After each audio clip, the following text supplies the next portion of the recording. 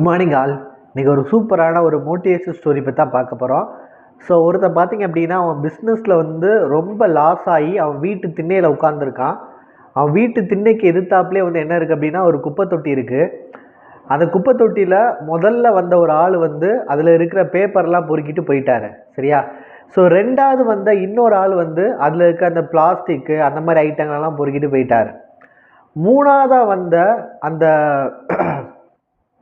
நாய் வந்து அதில் இருக்கிற எச்சில் அந்த இலையில் இருக்கிற அந்த சாப்பாடெல்லாம் சாப்பிட்டுட்டு அது போயிடுச்சு.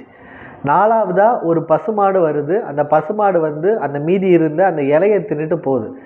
ஸோ இதை பார்த்து அவருக்கு வந்து ஒரு விஷயம் தோணுது, நம்ம பிஸ்னஸில் லாஸ் ஆகிட்டோம் அப்படின்னு தோல்வி அடைஞ்சு ஒரு இடத்துல உட்காந்து புலம்பிகிட்டு இருக்கோமே, ஆனால் இத்தனோண்டு ஒரு குப்பை தொட்டியில் ஒரு 4 ஜீவன்கள் வந்து பிழைக்கும் போது இவ்வளோ பெரிய உலகத்தில் நம்ம வந்து எவ்வளோ விஷயங்கள் இருக்குது, எவ்வளோ விஷயங்கள் நம்மளால் பண்ண முடியும், எவ்வளோ விஷயங்கள் வந்து சாதிக்கலாம். ஸோ மிகப்பெரிய ஆப்பர்ச்சுனிட்டி இந்த உலகத்தில் இருக்குது அப்படின்னு ஒரு முடிவு பண்ணி அந்த நேரம் அவர் என்ன பண்ணுறாரு, திரும்ப வந்து அவரோட பிஸ்னஸ் வந்து என்ன பண்ணுறாரு, ஸ்டார்ட் பண்ணுறாரு. அதே மாதிரி தான். ஸோ கவர்மெண்ட் எக்ஸாம் நிறைய பேர் ப்ரிப்பேர் பண்ணிகிட்டு இருப்பீங்க, சின்ன விஷயத்தினால தோற்றுருப்பீங்க. ஆனால் இந்த உலகத்தில் கண்ணுக்கு தெரியாத எக்கச்சக்கமான ஆப்பர்ச்சுனிட்டிஸ் வந்து இருக்குது. எல்லாத்தையும் தேடி பிடிங்க. எல்லா எக்ஸாமே விடாப்பிடியாக எழுதுங்க, சரியா? ஸோ நான் திரும்பவும் சொல்கிறேன், ஸ்டாப் ஸ்க்ரோலிங், ஸ்டார்ட் ஸ்டடிங்.